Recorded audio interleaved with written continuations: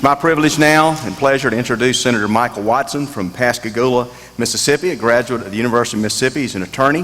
What information I have right now, he's the Constitution Committee Chair and the Drug Policy Vice Chair, member of the Pascagoula Rotary Club, the Ole Miss Alumni Association, NRA, the bar, all that good stuff. So Senator Watson is throwing me off the stage right now.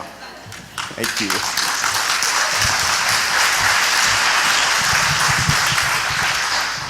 Gracious. I'm ready to charge the gates now. That's incredible. Look, a few things to get started here. Angela and myself have done this several times. Is the sound okay? Can you hear? Is it too loud? We've done this several times, and what we try to do is to educate simply on facts.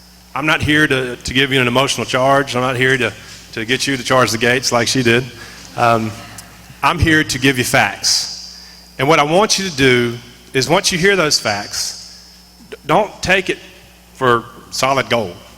I want you to do your own research to make sure I didn't tell you a story. Now, I'm not going to. I'm going to tell you nothing but simply facts. But I want you to verify it yourselves so you know that you're standing on solid ground. Because when you have the facts in your mind, you can argue them yourself and you won't need me. Now, I want you to need me, but you don't need me then. So we're going to walk through a few things. I'm going to do a meat and potatoes, basically of what Common Core is, where it came from. Angela's coming up now. Welcome, Angela. So I'm going to do a meat and potatoes introduction. She's going to get some high-level stuff. And then on the questions, I don't mean to throw this thing out of whack, but don't worry about writing them down. We want you to come up and ask whatever you want to. You know, every time I go to one of these things, most of the times it's when a school district runs them, they make you write your questions down and then they don't ask the questions that you really want to ask. So we have nothing to hide. You ask whatever you want to ask and we're going to answer it. If we can't answer it, we'll find one for you. So you saw a lot of media coverage about this, which is a good thing. We're glad people are talking about it, because if they're not talking about it, then it's not on their minds. One of the things I wanted to point out was Ms. Corbin, one of the things she said in the paper was that she just wants all the facts to be accurately presented. You have my word, that's what I'm going to do tonight. Accurately present the facts. You then take it home, you do your research, and again, make sure you form your own opinions. Don't just take what I say, do your own work. So we're going to dive right in. I'm an attorney. And when I go into the courtroom, the best way for me to win is know what the other side's going to argue and then be able to just cut the legs out from under them. Because if you do that, unless they've given money to somebody, you're going to win. I'm not saying that happens. But if it did happen, if you have the facts and you can undercut every argument that they make, you win. And that's exactly what your client wants. So that's what I'm going to try to do here. And we're going to walk through the 4 pillars that the proponents of Common Core always say. No matter what, they always kind of start with these arguments. Number 1, that it was state-led. Number 2, that it was voluntary. Number 3, that it was internationally benchmarked, the standards. And then number 4, we are raising the bar. So, 4 pillars. Now, how do we dissect those? How do we say that's not actually true? Strap it in, here we go. So, state-led, we're going to start with that one. The first time I ever heard about Common Core state standards was in Washington, D.C. I was out of state at an education conference, and this was in probably 2012, somewhere in there. And we heard about these state standards that really sounded good at 30,000 foot. You talk about something that's state-led, you talk about something that's voluntary, that's internationally benchmarked, that's raising the bar. Man, I want in. Let's get some of that. But when you dig a little deeper, you have reason for question. So, state-led. This was created by basically 2 trade organizations, the NGA, the National Governors Association, and the Council of Chief State School Officers, the CCSSO. So they get together and they start what's called Achieve Inc. Achieve Inc. began a national standards and benchmarking project back in 1998. This is a long time before Common Core State Standards was ever talked about. Nobody knew the name Common Core State Standards. Now, real quick, on the NGA. The last NGA meeting I went to was hosted on the coast. It was several years ago. There were 13 governors there. So when somebody tells you the NGA is representative of all the states, this was a state-led, all the states were involved, that's just simply not true. Not even all the states are members of the NGA. So understand, even if they say, well, the NGA is all the governors and that's how it got started, that is how it got started, but they're not all representative of over 50 states. So it wasn't state-led in that aspect. CCSO, the same thing. Not every state are members of the CCSSO. So these are outside organizations, trade industries, trade organizations who are basically come up with this idea. We're going to come up with these standards and we're going to spread them out to the states.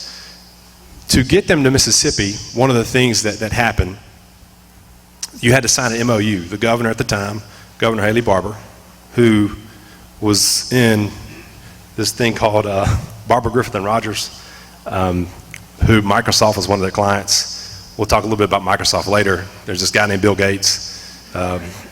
He runs it. He gave a lot of money to Common Core State Standards.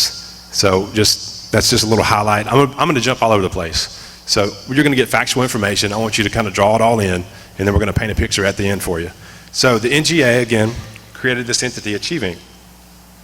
You had to sign an MOU to sign up to it. But the other interesting thing about that is the NGA and the CCSSO have a copyright on these standards. They own them. I'm going to tell you why that's important a little bit later.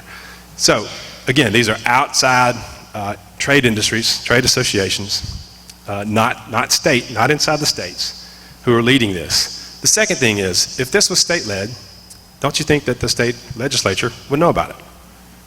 I mean, I think they would. Well, in 2009, 2010, I just happened to be a member of the Senate Education Committee. And when we adopted these things in June of 2010, the session before, obviously, we weren't in session in June, but the session before, not one time was it ever mentioned. And the State Superintendent of Education came to every one of our meetings just about, either he or somebody from his office. Not one time was it mentioned. Again, I told you, the first time I ever heard about it was in Washington, D.C., not even in Mississippi. But I heard that Mississippi had adopted it in Washington. So again, sitting on the State Education Committee in the Senate, never heard a word about it. To me, that's not state-led. If our elected officials who are sent to Jackson to craft education policy aren't even told about a complete overhaul of education policy, that should throw a red flag up. Something's wrong there. And we'll talk a little bit about the design and how they went on the end around and got that to happen. Lots of more to that, but those are kind of the first 2 points I want to talk to you about, just really quickly debunking this on very elementary and simple arguments. The voluntary.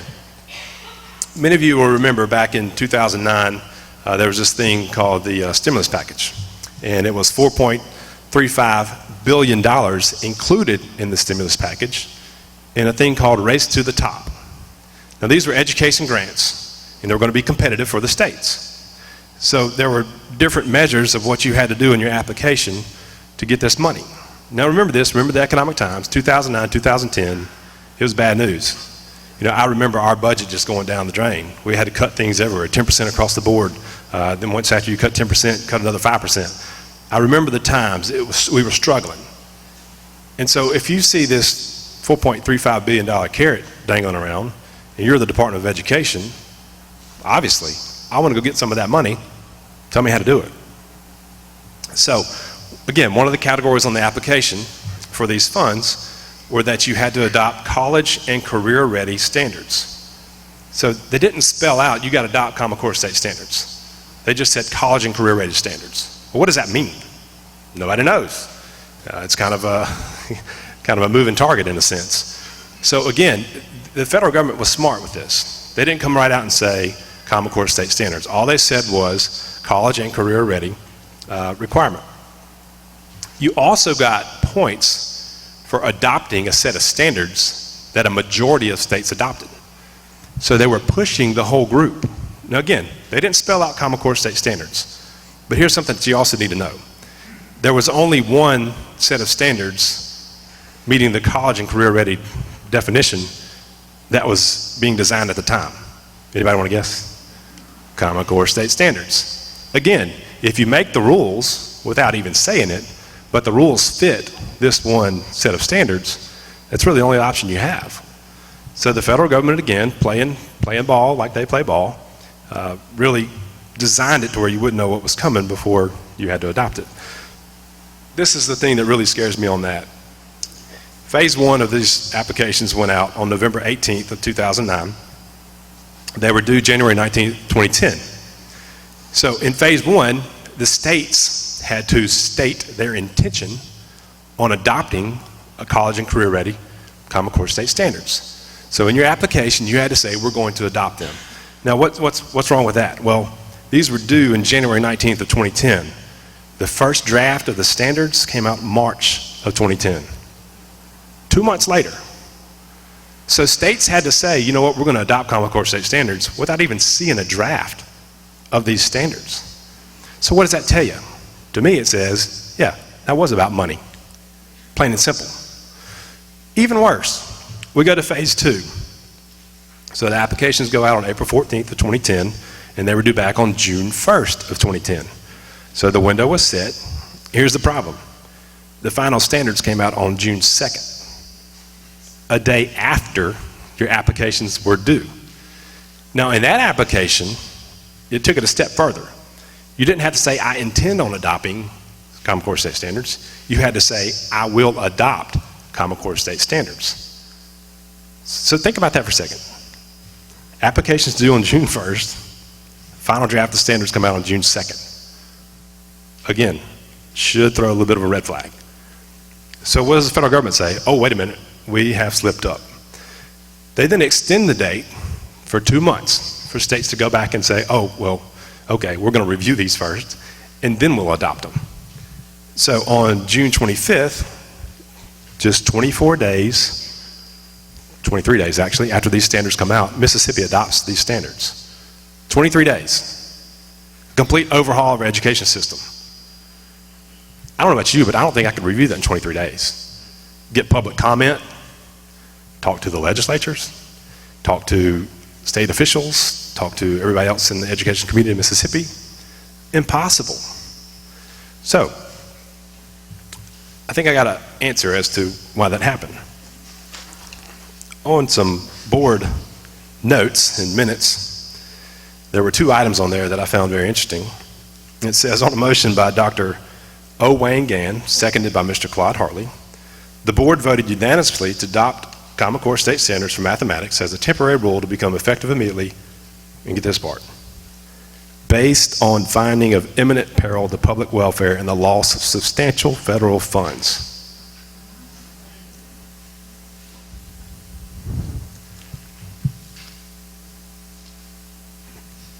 It wasn't about money though. But the minutes say it was about losing federal dollars. Not one time in those minutes does it say these standards are rock solid. They're going to be great for our children. No, it says we may lose some federal dollars, so we have to adopt these.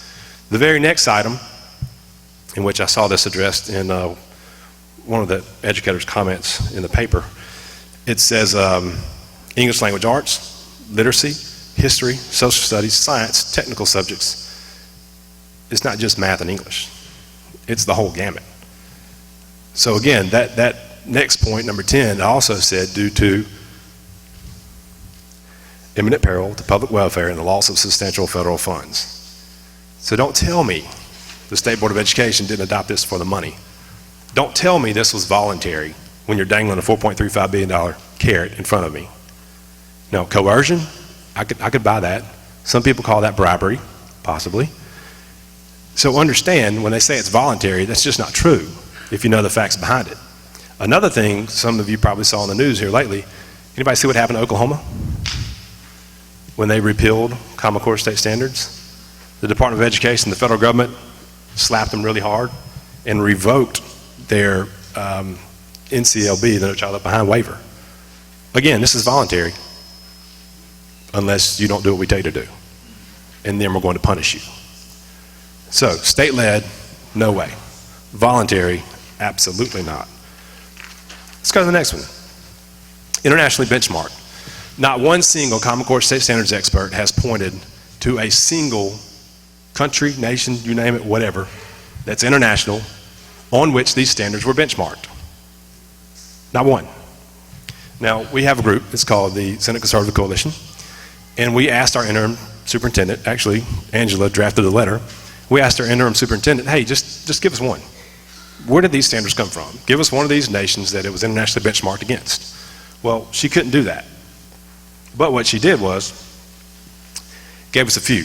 Well, these are a couple where they came from. Couldn't cite it, couldn't cite a specific instance, but just gave us a few. And she said Finland, Singapore, Canada, and a few others. Well, the problem with that is Singapore, and anybody that does education information, is number one in math. Common Core state standards math doesn't touch. Nowhere near Singapore. So again, that doesn't hold water.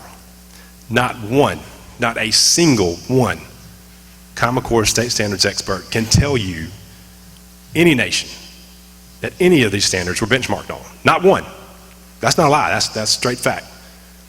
Matter of fact, when they did it on their website, the website when it first came out, one of the points was internationally benchmarked. Well, they have gone back and changed their website because they got caught. It now says internationally informed. Now, I don't know about you, but benchmarked and informed is a real big difference, especially when you're talking about standards.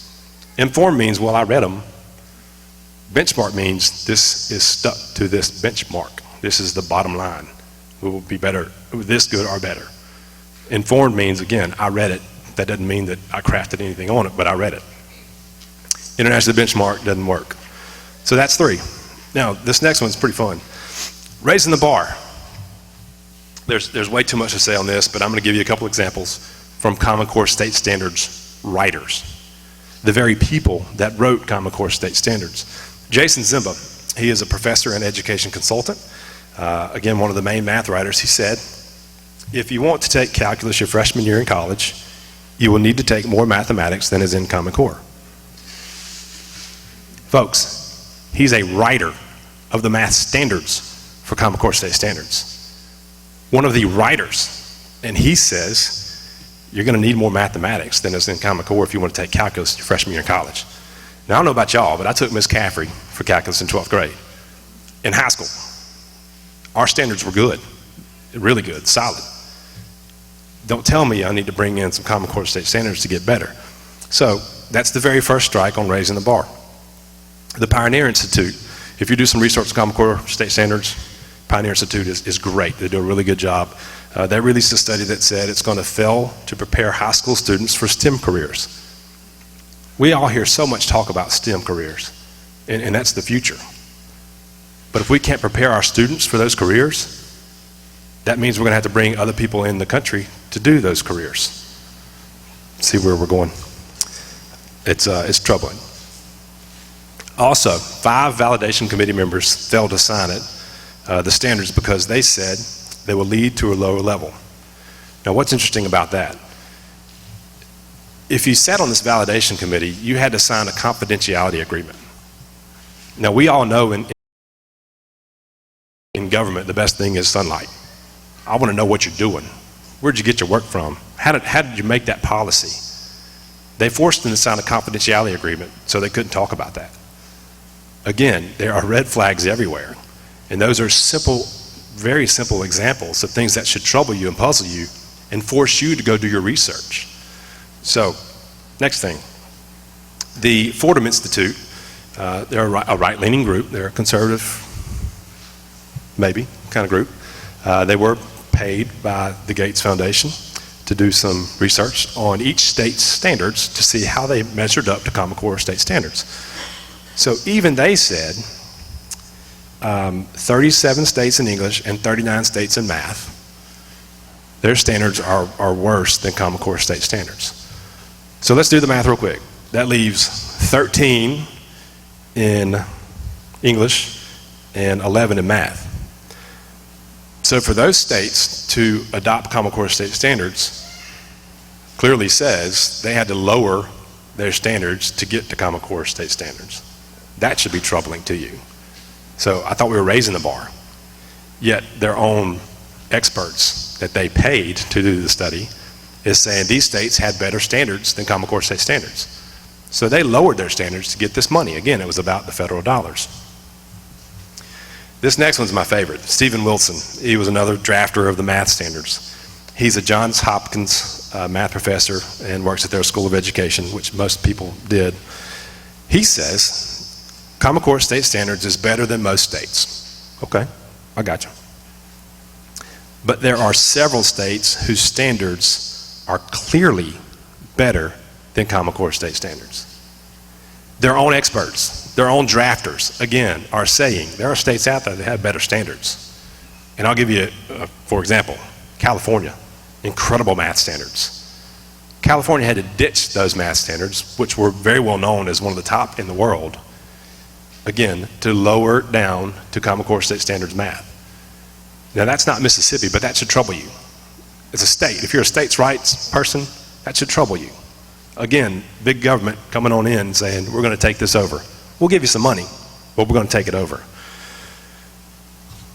A bit scary. Lastly, these standards were never tested. We're the guinea pigs.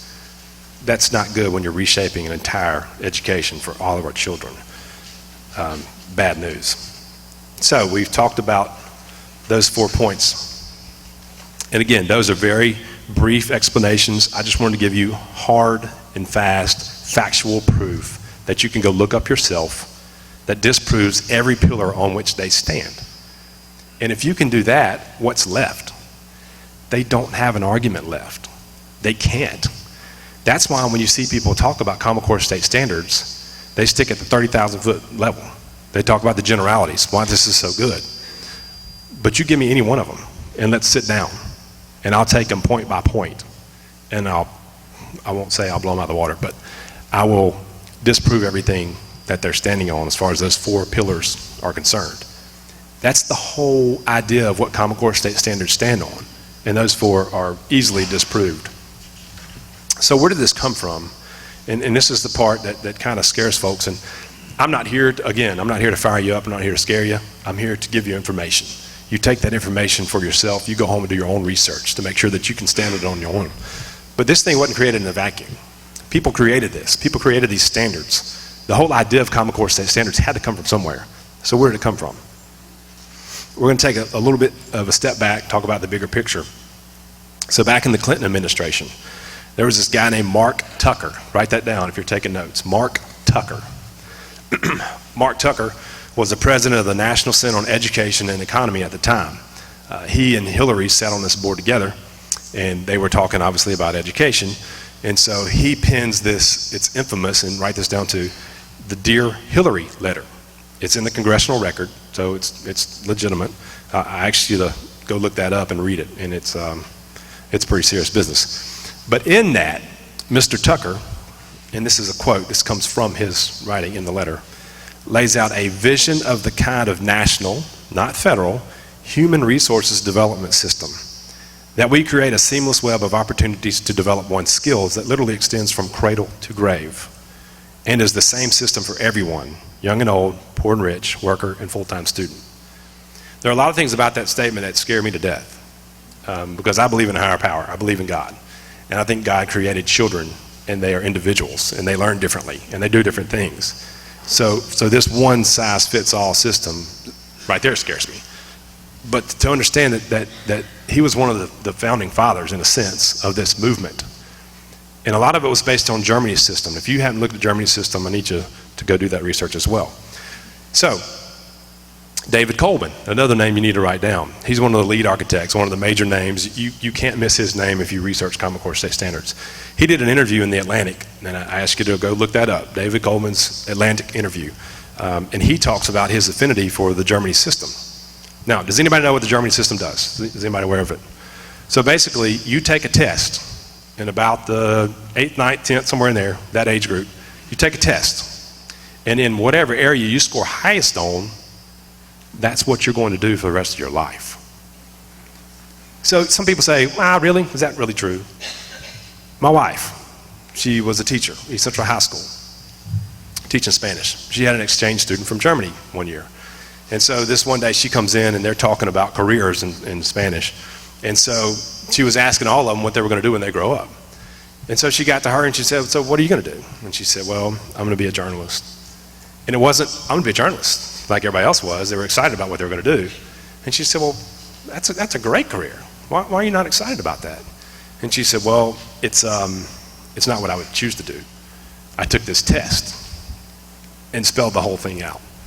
And so I scored highest here, and so the government is forcing me to do that as a career. Folks, that's not America. Anything that could possibly lead to that has got to die, period. That's not what we do. So these folks that help create these standards, do the research, what do they think about education? What's their goal? How do they design this, and why do they design this? That's what you're going to find. Important to note, David Coleman, the name we just talked about, he is the CEO, chairman of Achieve Inc. Achieve Inc. is the group that was hired to craft the standards. David Coleman loves the journey system. Again, you can put the dots together yourself. The last thing I want to talk about, and I'm going to turn it over, because I can just get rolling, and I've had to stick to my notes because I'll start flying. The assessments. Has anybody heard of PARC? Does anybody know what that is? Okay, good. PARC and SBAC are the two consortiums. So basically, also in this stimulus package, there was $362 million where the federal government funds these two assessment consortiums, SBAC and PARC. So they're paying them to create these assessments. Again, but the federal government has nothing to do with Common Core state standards. If you believe that, then I've got some land to sell you in the swamp. So they pay $362 million for these consortia to develop these assessments. They funded these organizations to create the test, and as we all know, testing eventually drives curriculum. Now you're going to hear from your local folks now, and it's not foreign. It's not just DeSoto County. It's Pascagoula. It's Moss Point. It's Ocean Springs. It's where I'm from. They're going to say, well, no, we're creating the curriculum. That's, we're in control here. And I'll say, okay, maybe you are right now. But when you take these assessments and your students start bombing them, you're going to have to change your curriculum. And if you want to score better on the test, then your curriculum is going to have to be reflective of those tests. So the federal government, in an indirect manner, they're smart. They're smart. In an indirect manner, they will indirectly control curriculum. And it may not happen right now, but it will down the road, because these are driven by assessments. The federal government paid for these assessments. A couple of quotes. If somebody tells you the federal government has nothing to do with Common Core standards or the assessments, this is from the federal government's own website, the Department of Education. This is not made up. This is their language. They established a program officer in the Department of Education who has the power to redirect consortia activity if the outcomes aren't consistent with intended project outcomes. Wait a minute, what? They have the power to redirect the consortia activity if the outcomes are inconsistent with intended project outcomes. So if it doesn't look like the federal government wants it to look, they can change it. But they have nothing to do with it. Really? In March 2013, they created a technical review board. This board was created to evaluate the assessments produced by the two consortia, and this is in quotes, identify how we can better partner with the consortia during this critical development phase. So again, they had nothing to do with it, but they're going to partner with them to make sure the assessments are crafted like they want them to. Folks, you put all that together and it's irrefutable. The federal government's so entangled in Common Core state standards and the assessments, it's unbelievable. From paying for it, to helping create it, to driving these assessments, which will eventually drive curriculum, they will eventually indirectly control curriculum, period. That's factual information. That's their information. I didn't make this up. Our guys didn't make this up. This is coming from their source. The good thing about this is we got a lot of folks to fight it, especially you. I'm going to tell you, I've been at the state capitol for 7 years now. Nobody moves until they're scared. What scares them the most? You do. It's a system that is designed for these folks in their minds. How do I get reelected? How do I keep getting reelected? How do you do that? You make sure your constituents are happy with you. And if they're not, you got a problem. You are the only people that can beat Common Core state standards. Period. We can't do it alone. But if we have you behind us, we're going to beat this thing. And we will win. Mark my words. We're going to win. You guys have sent us 2 great senators. Thank y'all so much. We love them. They have been an integral part of the Senate. Very handy to have up there because they know the issues. They argue well for you. They represent you well. So thank you for them. There's a lot more to talk about, but I'm going to let Angela go. If I'm the meat and potatoes, she's the milk chocolate silk pie. This lady right here is a dynamo, a rock star. So when I said fasten your seatbelts earlier, it wasn't for me, it was for her. So Angela, come on up here and educate these folks a little bit. Tom, did I mess you up? Angela's a former teacher. Good. Angela's a former teacher. She's an educator. She's a parent of 2. She is a super smart individual, very, very conservative, and loves Mississippi, loves the people of Mississippi, and has a true passion and heart for our children. So you're going to learn a lot. First of all, I want to thank people for coming out, and I want to thank the people for allowing us to use this beautiful facility tonight.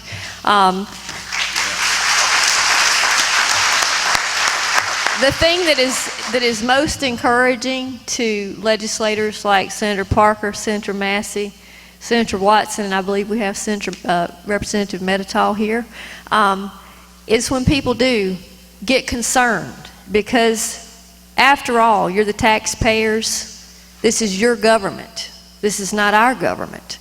And when I got elected to the state Senate, I told my folks, I said, if I ever start acting like anything besides a taxpayer, for goodness sake, send me home. Because we're taxpayers. And one thing I want to note, Mississippi is kind of unique because it's basically been the Senate Conservative Coalition in this state that has stepped out and opposed Common Core, mainly because I was a school teacher. Didn't teach a long time. I mainly raised kids, but I did get my undergraduate degree in science education from the University of Southern Mississippi. I was named most outstanding undergraduate in 1991. I obtained certifications in biology, general science, and I did not have enough hours to get certification in chemistry, so I challenged the licensing exam on a mastery level to get my licensure in chemistry. So I do know a little bit about working problems, because you don't pass the chemistry mastery exam to get licensure if you can't work problems. So as a person with a science and math background, I immediately saw problems with Common Core math standards. I had a few math teachers say, look, you need to look at this. One math teacher that had 10 students out of 30 in her class score perfect on the state algebra test said, you need to look at this. And she has since told me they can fire me. I'm not changing the way I teach math because my students are successful.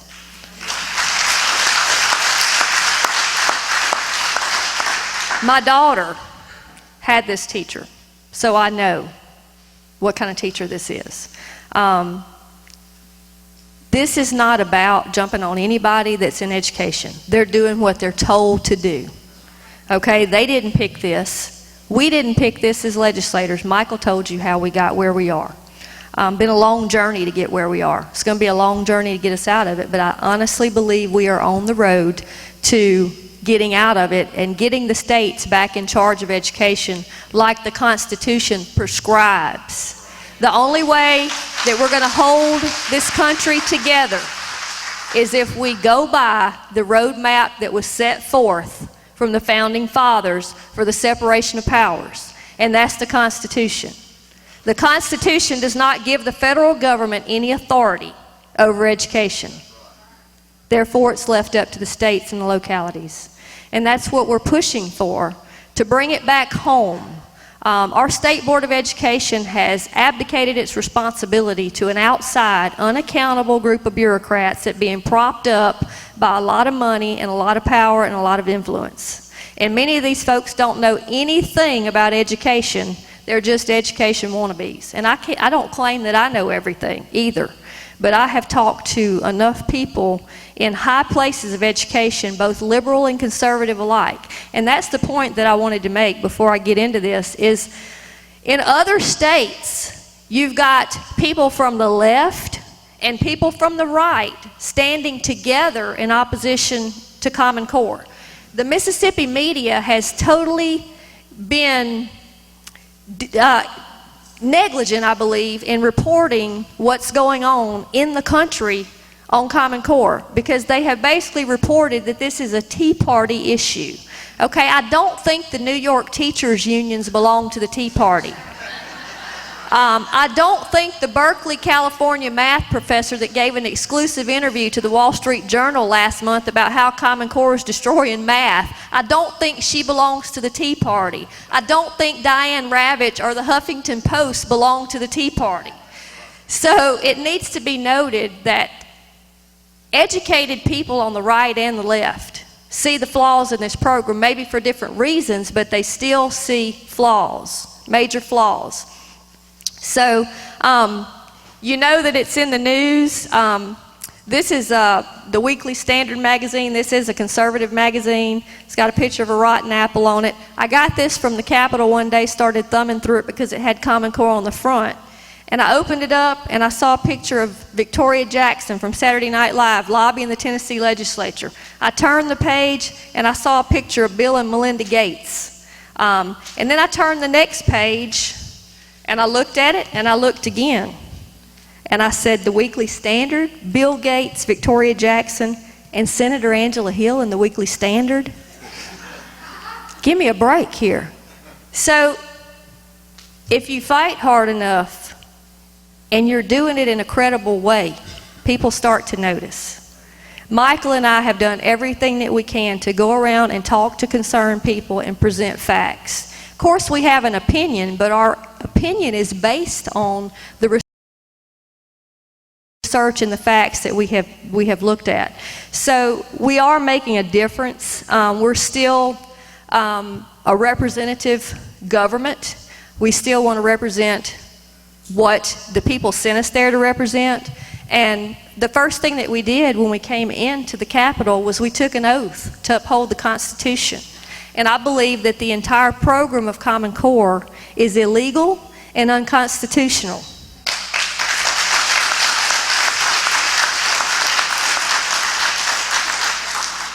And if you look at the government documents that go along with Common Core, you will immediately find that the printed material and the actions of the National College Board, the actions of Park, and all the people that are involved in Common Core, their actions do not match their rhetoric. Their rhetoric says raising the bar, more competitive, global marketplace, rigor, okay? This is a document that I have in my hand from Park, and this is going to go back to what Senator Watson said about STEM, okay?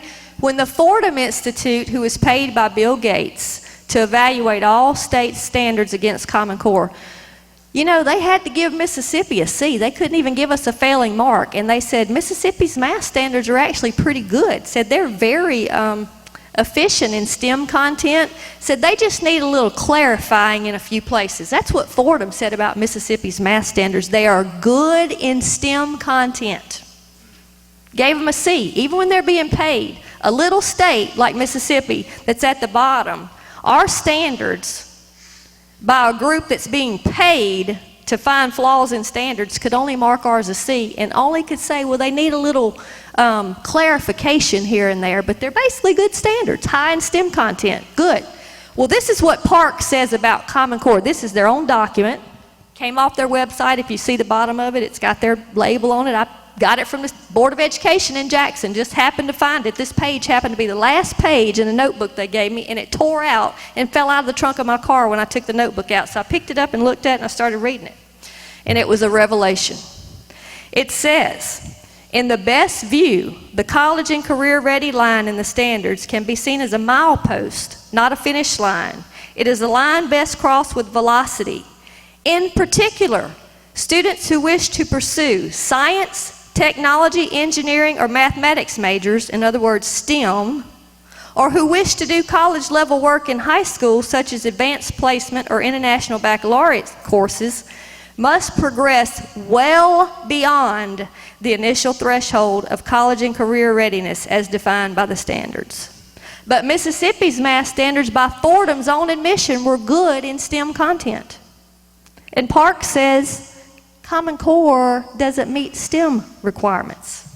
And then you've got this little paper that the National College Board, a reporter was in a meeting with some superintendents where Trevor Packer, the Senior Vice President of Advanced Placement at the College Board, the National College Board that David Coleman is the president of, Trevor Packer, in talking to some superintendents, says the College Board is going to align the AP courses to align with Common Core. But it says, despite these measures, there are still difficulties in reconciling many AP courses with the Common Core. In particular, and I'm quoting, AP Calculus is in conflict with the Common Core, Packer said, and it lies outside the sequence of the Common Core because of the fear that it may unnecessarily rush students into advanced math classes for which they are not prepared. So this is the actions by the National College Board. It says that Common Core math is in conflict with AP Calculus. Okay? So gathering from this, there's not going to be any AP Calculus, best I can find, anymore. It says, moreover, the College Board may offer an AP Algebra course, although no plans are definite, which may supplant AP Calculus, particularly in schools rigidly adhering to the Common Core standards. So that's the College Board's words about STEM and advanced level math, and this is Park's words that I read you. So don't take my word for it, read their own words. So they're basically telling you, and Jason Zimba, like Michael said, one of the writers of Common Core, said that Common Core math would prepare students for a community college or a non-selective college, not the colleges that most parents aspire their kids to go to. So that basically says workforce development. And that goes along with Mark Tucker's plan for human capital development to meet the workforce. So education in the classical sense with Common Core is gone. It's basically a workforce development program by their own admission, the creator's own admission, a workforce development program. So that's some of the things that you can find if you dig into the literature. When we were having the debate over Common Core, the limited debate that we did have, we were called conspiracy theorists. You know, the UFOs and the black helicopters are coming by some of our colleagues. And, you know, my answer to that is, you know, I'm in good company if I'm going to have to wear the tinfoil hat, because the Missouri governor, and this is a magazine, has signed a bill to repeal Common Core. The Oklahoma governor, Mary Fallon, who is actually the chief of the National Governors Association right now, has signed her state out. Governor Nikki Haley in South Carolina has signed her state out. Mike Pence in Indiana has signed his state out. Governor Jindal in Louisiana, my neighboring state, I'm about 12 miles from the state line. Governor Jindal is in a lawsuit with the Obama administration and his own Board of Education to try to get Louisiana out of it, because these folks took their word and believed that it was what they were told. But it was like the health care. You got to pass it to see what's in it. But we know what's in it now. And we don't want it.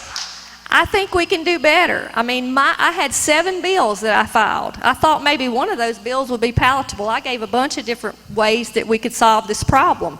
One bill simply got us out of Park and got us back in control of our testing. We find another test that, you know, where we have a test developed that we're in control of.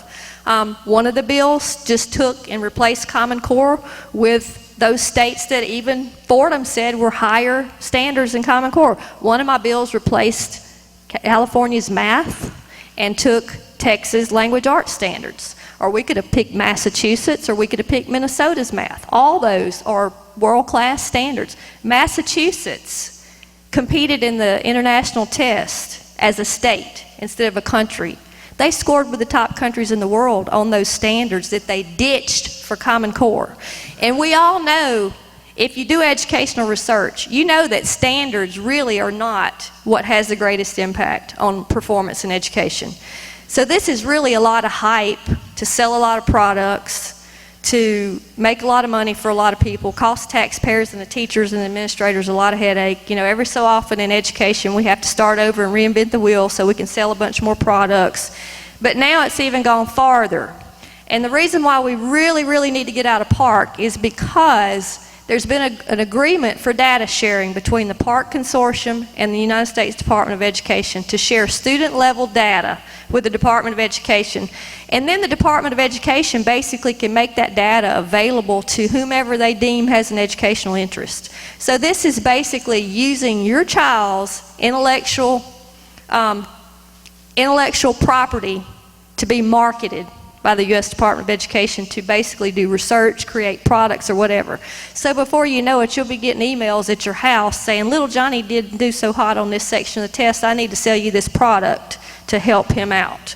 So there's a lot of areas of concern. We've tied teacher evaluations to these tests that we've never seen before. We don't know what the cut scores are going to be. That was a part of getting the waiver and a part of trying to get Race to the Top.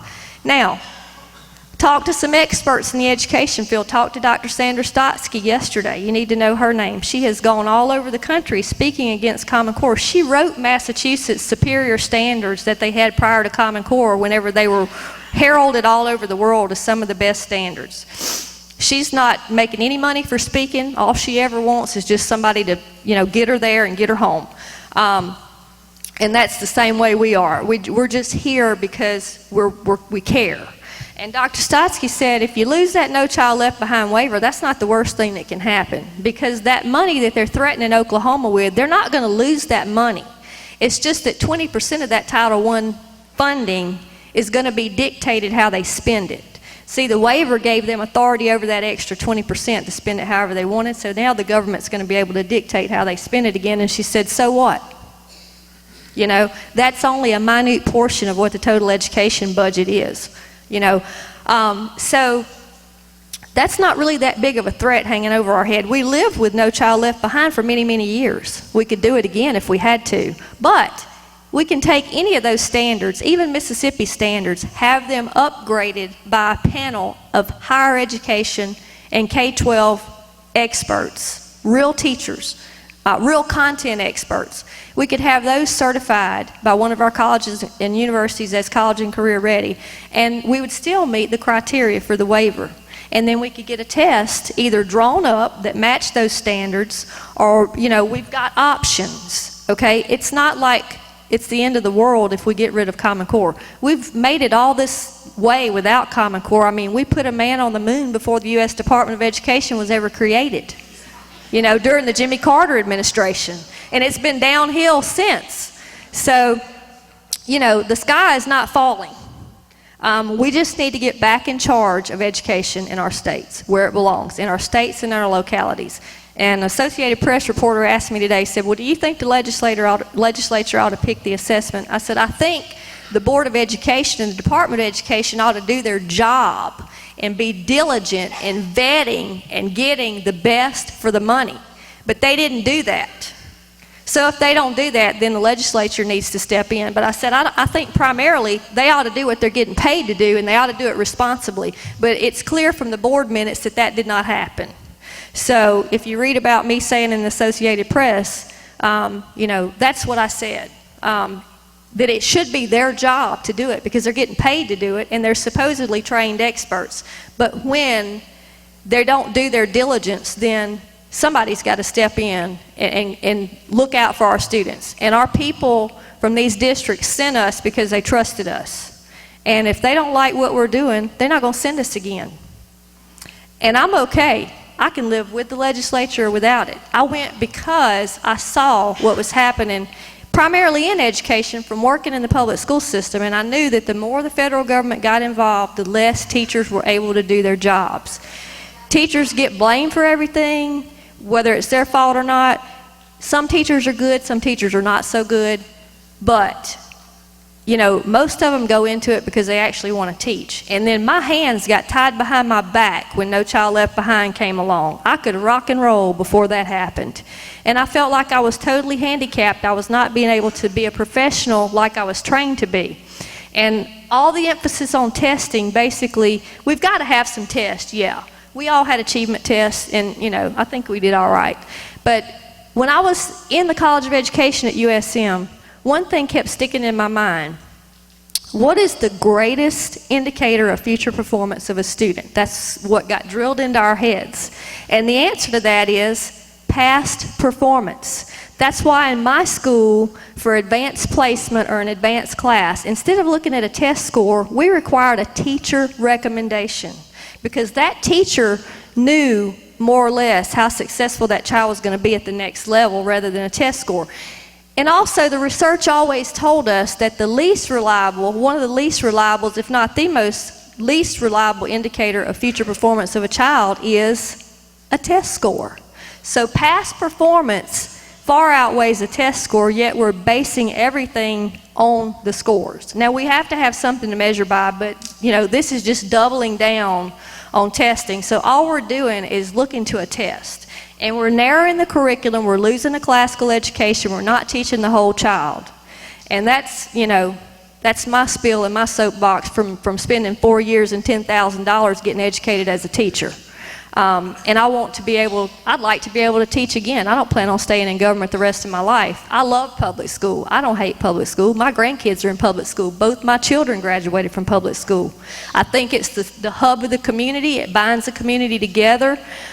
There's always going to be a need for public schools because in Mississippi, not everybody can afford to choose. But I think we need more choice in public schools. When the schools are not meeting the needs of the parents and the children, then they ought to have an option. And that's another thing that we've been working on, is to give parents options. And No Child Left Behind, it did give an option when the school was in school improvement or was deemed a failing school. If there was another school in the district, that document provided for that child to be able to go to that school till that other one got straightened out. So getting that waiver actually took school choice away in Mississippi, whereas NCLB actually had a provision for school choice in for lower performing schools. So I know that we have people in Mississippi that are capable people, that we don't have to look to the bureaucrats and the National Governors Association and the CCSSO and the Bill Gates Foundation to figure out what we need to teach our children in Mississippi. We know that the higher performing students in Mississippi can compete with those in any state, okay? We know that. Demographics, poverty, all that plays a huge role in education. It's not one thing. It's a multifaceted arena that determines performance in education. And for somebody to say that standards is going to do this is just a fallacy. And we shouldn't even be having this huge debate here tonight, because it's been basically an inflated idea that these so-called national standards that weren't national standards, but now they admit they are going to put us where we need to be. You know, what happens when you close the door of that classroom and the quality of that teacher has a lot to do with the outcome of that student. And of course the home life does too, but they spend 8 hours a day in school. If we get schools back in order to where the teachers can teach and have some authority in the classroom, then you will see the results come. You know, I never looked at a test, ever, when I was teaching, to see what was on it, to see how to teach to the test. I never did that. But my kids always scored well. I mean, I always had kids improve because I taught the material. I didn't teach the test. And it'll come. So that's what we want, is we want to get back to a system that works, to where we can have morale in the school systems amongst everybody. We are not here to say that anybody's doing anything wrong. We're just here to say that we think we can do better. We absolutely do. And we appreciate you being here tonight.